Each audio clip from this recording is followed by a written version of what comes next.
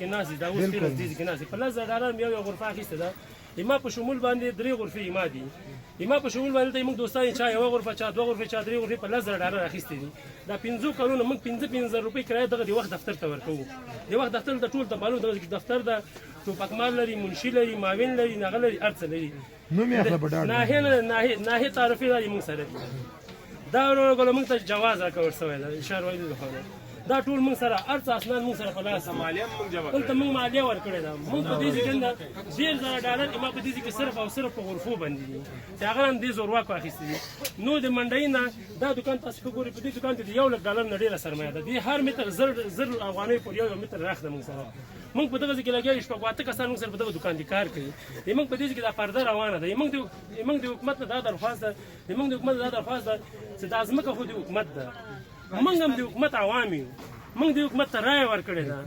دغه ظاهروال صاحب پاکستان ته راغی سفیر چې پاکستان ته راغی موږ ته راټول تاسو خپل سرمایه د وطن نه خپل وطن ته راوړئ موږ څه هغوی خو دې نه دي ویلي چې تاسو لاړ شئ په غیر قانوني ځمکې مثلا تاسو واخلئ آیا تاسو ولې غیر قانوني ځمکې اخیستې تاسو قانوني ځمکه هغه ده چې د یو چا ملکیت وسي هغه خرڅه کړي دا خو دولتي ځمکه وه موږ چې کله دا ځای اخیستی موږ د ناحیې پښتون کې اخیستی ده د اوزي پښتون کې مې اخیستی ده دا ناحیه راغلې دا د دې ناحیې پرچې دي موږ سره دا د دې ښاروالي تعرفه ده موږ سره موږ کوم داسې هوایي خلک نه دلته راغلي یو